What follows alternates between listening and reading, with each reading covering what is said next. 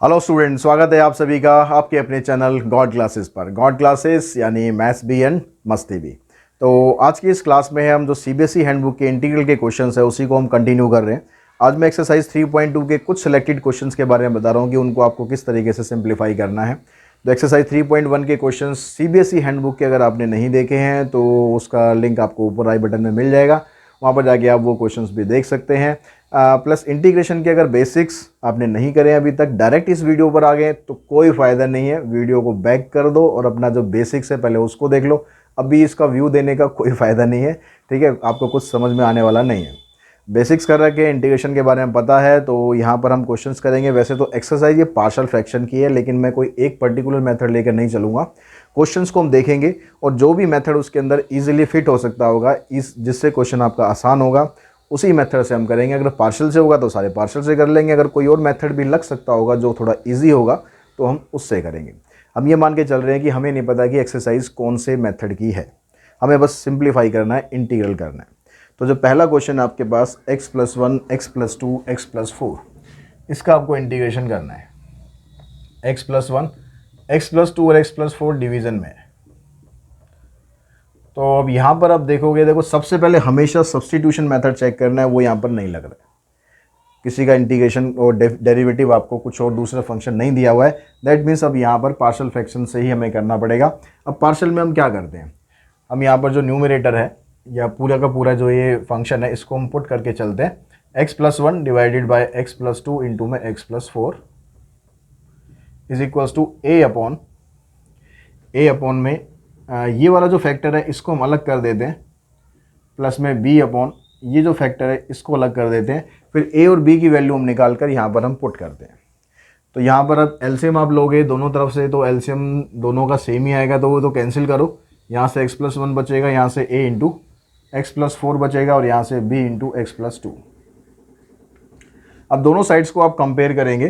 Compare करने पर आप x का कोफिशिएंट देखेंगे। यहाँ पर x का कोफिशिएंट तो 1 मिल रहा है आपको, यहाँ पर x का कोफिशिएंट आपको a मिल रहा है, यहाँ से x का कोफिशिएंट आपको b मिल रहा है। तो ये आपके पास फर्स्ट इक्वेशन बनेगी। जो कांस्टेंट का कोफिशिएंट है यहाँ पर आप देखो 1 है, यहाँ पर आप देखोगे तो 4a है और यहाँ पर आप देखोगे तो 2b है, ठीक है। कोफिशिएंट कंपेयर करने आई थिंक मैं ये मान के चल रहा हूँ आप लोगों को अच्छी तरीके से आते हैं, तो बहुत ज़्यादा मैं उसको एलोबरेट नहीं कर रहा हूँ। अब यहाँ पर दो आपके पास इक्वेशंस हैं, इन दोनों इक्वेशंस को हम सिंप्लीफाई करेंगे। तो इसके लिए आप एलिमिनेशन मेथड यूज़ कर लो। इसको 4 से मल्टीप्लाई करोगे तो ये बन जाएगा 4 equals to 4a plus 4b।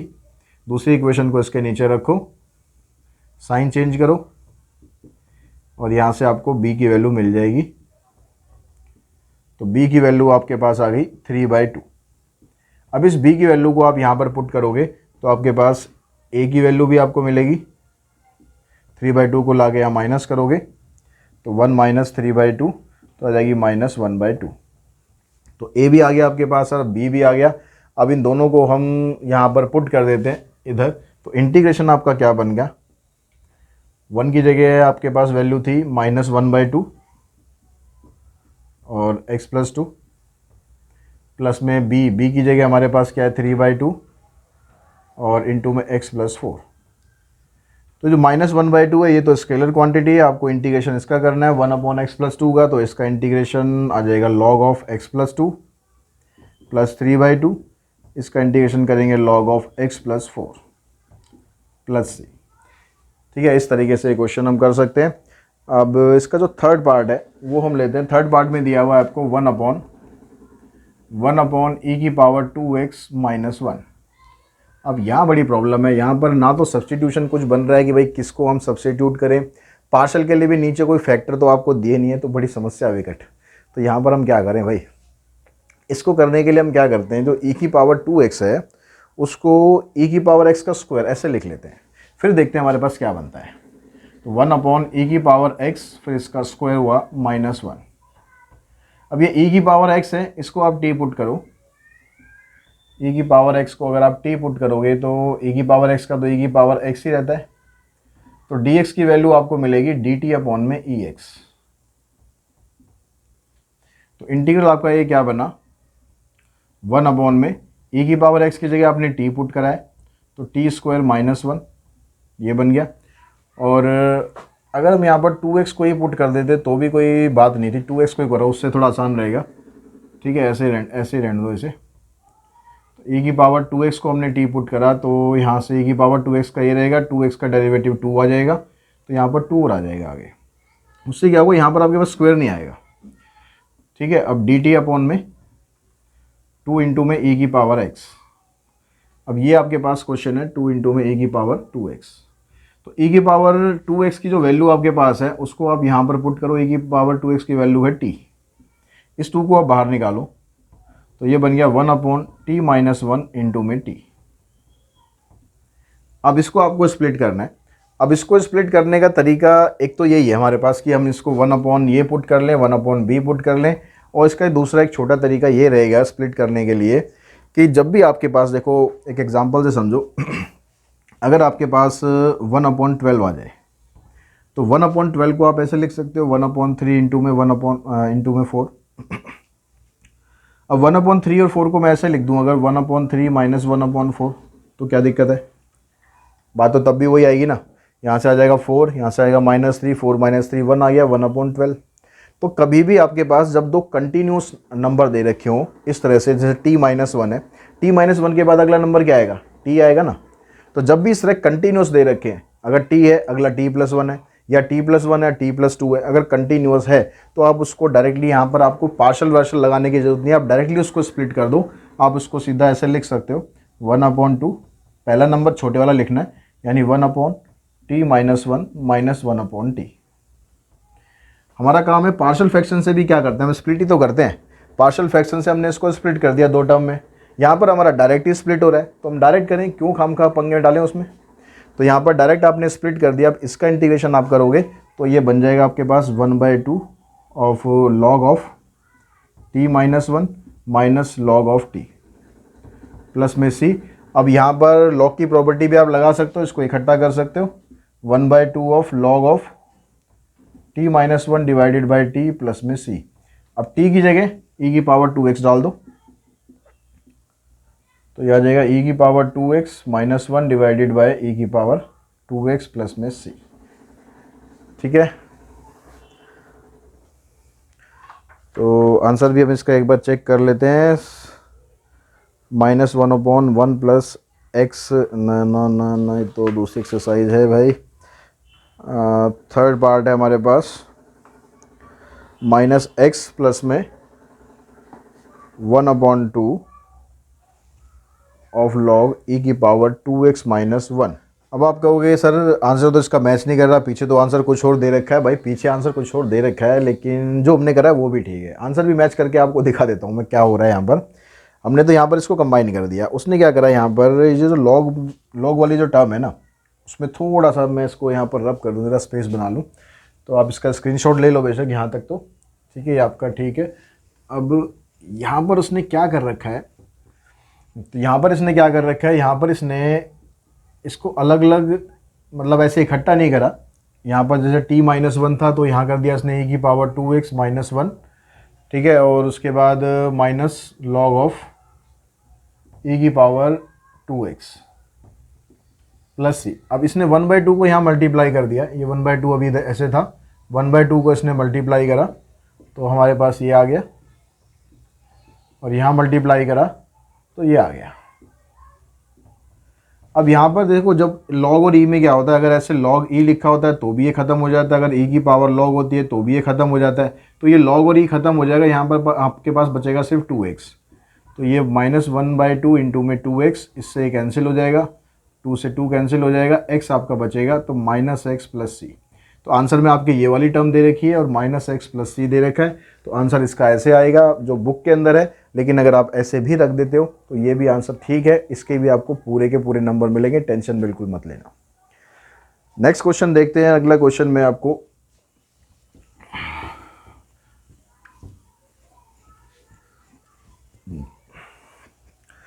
तो नेक्स्ट आपके पास जो क्वेश्चन है, इसका जो 4th पार्ट है, उसमें कहता है 1/x इंटू में लॉग ऑफ x का स्क्वायर, log ऑफ x का स्क्वायर माइनस 3 इंटू में log x plus 2 minus 3 into में log x प्लस में 2। तो ये आपको इक्वेशन एक दे रखी है, तो इसको आपको अब बाय पार्ट से सिंप्लीफाई करना है। ये जो x है ये पूरी ब्रैकेट के बाहर है, तो हम क्या करते हैं, यहाँ पर देखो log x भी दे रखा है और x अपॉन में भी दे रखा है। तो पहले आप इसको ख़त्म करो, यहाँ से log x को आप t पुट करो, सब्स्टिट्यूट करो। तो log x का derivative 1/x dx equals to में dt, तो dx की वैल्यू आ जाएगी आपके पास x इंटू में dt।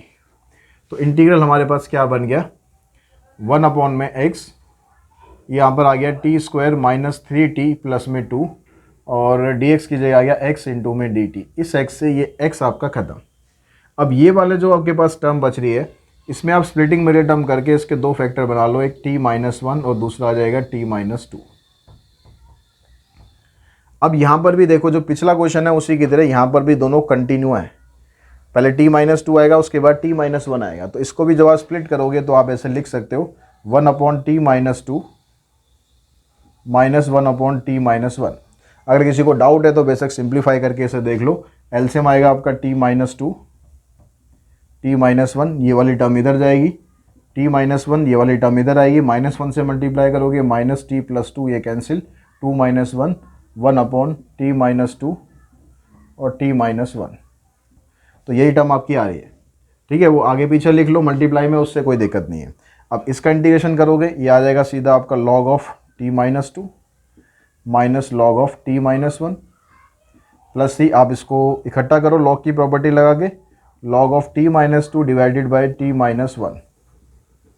t की जगह हमने क्या लिया था, log x, तो यहाँ पर log x आ जाएगा। तो आंसर आपका बन जाएगा ये log x minus 2 divided by log x minus 1 plus c। ये आपका आंसर आ जाएगा यहाँ पर। इसका भी आंसर एक बार चेक कर लेते हैं। तो इसका आंसर तो इसने बल्कि यहीं पर ही छोड़ दिया, ठीक है। यहीं पर t की जगह यहाँ पर e की पावर log x पुट कर दिया सीधा, ठीक है। हमने इसको इकट्ठा कर दिया है। तो और यहाँ पर थोड़ा डिफरेंट सा क्वेश्चन आपके पास मेरे ख्याल इसका तो 10th पार्ट है, वो देखिए यहाँ पर ये थोड़ा सा डिफरेंट है। 1 अपॉन में x इंटू में x raise to power n+1। बाकी के जितने भी क्वेश्चन है ना ये सब ml में दिए हुए हैं, ये वाला भी दिया हुआ है लेकिन थोड़ा सा स्पेशल टाइप है, इसलिए मैं इसको दोबारा यहाँ पर करा रहा हूँ। इसी की तरह जो इसका 9th पार्ट है ना वो भी सेम इसी की तरह होगा। तो इसी को रब कर लेते हैं, इतना स्पेस तो है हमारे पास। 9th और 10th दोनों पार्ट इसके एक जैसे होंगे। 1 अपॉन x इंटू में x की पावर n+1। जब भी इस तरह का क्वेश्चन है, यहाँ पर x है, यहाँ पर x की पावर कुछ भी दे रखी है आपको, साथ में +1 है या -1 है, उससे कुछ फ़र्क नहीं पड़ता। तो आप यहाँ पर क्या करो, मल्टीप्लाई करो न्यूमरेटर एंड डिनोमिनेटर को, multiply numerator and denominator by x raise to power n-1। जितनी भी यहाँ पर पावर होगी ना उससे एक कम करके मल्टीप्लाई कर दो। तो ऊपर आपके पास आ जाएगा x की पावर n-1, नीचे x तो ऑलरेडी है ही, x की पावर n-1 और आ गया, ब्रैकेट आपकी ऐसे के ऐसे ही।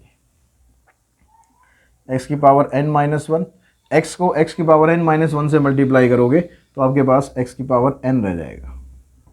इसका पर्पस ही ये होता है कि आप नीचे x की पावर n दोनों में बना लो और इसको आप t पुट कर दो, पुट करो आप x की पावर n को t, तो इसका डेरिवेटिव आ जाएगा n x की power n-1 dx equals to dt। इस n को आप यहाँ पर लाओ, x की power n-1 dx equals to dt by n। तो ये x की पावर n-1 इंटू में dx, इसकी वैल्यू क्या है, dt अपॉन में n। तो यहाँ पर आप पुट कर लो dt अपॉन में n, और ये सारा ख़त्म हो गया, dt अपॉन n आ जाएगा, n तो बाहर ले जाना आप। नीचे आपके पास बचेगा यहाँ पर t, इधर आ जाएगा t+1। तो फिर से यहाँ पर जो दोनों टर्म आई ना, दोनों कंसेक्यूटिव है, दोनों कंसेक्यूटिव है, तो इसी की तरह आप डायरेक्ट इसको स्प्लिट कर दो। क्वेश्चन में आपको ये नहीं बोलेगा कि यूजिंग पार्शियल फ्रैक्शन मेथड, ऐसा कुछ नहीं बोलेगा, इंटीग्रेट, बस इंटीग्रेट करना है आपको। ये आ जाएगा 1 upon t minus 1 upon t+1। अब इसको इंटीग्रेट करो, 1 अपॉन n तो आपका ये बाहर ही है, इसको इंटीग्रेट करोगे आ जाएगा log t minus log of t+1। ठीक है, फिर आप इसको इकट्ठा कर दो। आपके बुक में हो सकता है आंसर ऐसे ही छोड़ रखा हो, लेकिन फिर भी आप इसको इकट्ठा कर दिया करना तो बेटर है। तो ये है 10th पार्ट, अब यहाँ पर इकट्ठा कर रखा है। तो 1/n log of t divided by t plus 1। तो यहाँ से अब t की जगह आप x की पावर n पुट कर दो, x की पावर n अपॉन में x की पावर n प्लस 1। तो ये आपका आंसर आ जाएगा। तो इस एक्सरसाइज में से एक इसका 11th पार्ट और ले लेते हैं। 11th पार्ट को सिंप्लीफाई करते हैं। यहाँ पर क्या कह रहा है ये, तो इसका जो 11th पार्ट है इसमें आपको दिया हुआ है 1 minus x divided by x into 1 minus 2x। अब इसमें आप प्रॉपर पार्शियल फ्रैक्शन ही आपको लगाना पड़ेगा। पुट करो 1 माइनस एक्स अपॉन में x, 1 minus 2x equals to a upon, एक फैक्टर यहाँ पर x है, दूसरा फैक्टर 1 माइनस 2x है। एलसीएम लेंगे, एलसीएम लेने के बाद दोनों तरफ का एलसीएम सेम आता है, वो कट जाता है। a को इससे इंटू करेंगे, a into 1 minus 2x, b into में x। तो यहाँ से अब आप देखो इसका कोफिशिएंट कंपेयर करते हैं दोनों को। Compare the coefficient of constant and x। तो कांस्टेंट का देखो यहाँ पर तो 1 है, यहाँ पर कांस्टेंट आएगा a इंटू 1, तो खाली a है, और तो यहाँ भी x लगा हुआ है, यहाँ भी x लगा हुआ है, और तो कांस्टेंट कोई है नहीं, तो a की वैल्यू तो आपको मिल गई डायरेक्ट। अब x का कोफिशिएंट यहाँ पर -1 है, इधर से आप इसको जब मल्टीप्लाई करोगे -2x बनेगा, तो यहाँ से कोफिशिएंट -2a आ गया, इधर से b है। a की वैल्यू 1 है, यहाँ पर पुट कर दो तो ये -2 ही रहेगा। इसको इधर लाओगे तो b की वैल्यू भी आ जाएगी आपके पास 1। a की वैल्यू भी 1 आ गई, b की वैल्यू भी 1 आ गई, इन दोनों को यहाँ पर पुट करो तो इंटीग्रेशन बन गया आपका a अपॉन x यानी 1 अपॉन x, b की जगह भी 1 अपॉन 1 माइनस 2x। अब इन दोनों का हम डायरेक्ट इंटीग्रेशन कर सकते हैं। इसका तो आ जाएगा log ऑफ x, इसका आ जाएगा log of 1 minus 2x divided by -2। तो आप इसको log of x minus 1/2 log of 1 minus 2x plus c, इस तरीके से आप इसको कर सकते हो। और आई होप इसके जो क्वेश्चंस हैं वर्ड प्रॉब्लम, जैसे मैंने पिछले वीडियो में बताया था, जितने भी वर्ड प्रॉब्लम है सीबीएसई हैंडबुक की उन सबको हम एक ही पार्ट में ले लेंगे। ठीक है, जो सिलेक्टेड क्वेश्चंस हैं, जो थोड़े से मुश्किल क्वेश्चन हैं, उन सबको एक पार्ट में मैं आपको करवा दूंगा। बिल्कुल टेंशन ना लो वर्ड प्रॉब्लम्स की। अगली जो एक्सरसाइज है उसमें हम करेंगे क्वेश्चन इंटीग्रेशन बाय पार्ट्स वाली एक्सरसाइज की। आज की इस वीडियो में इतना ही। Thanks to all of you.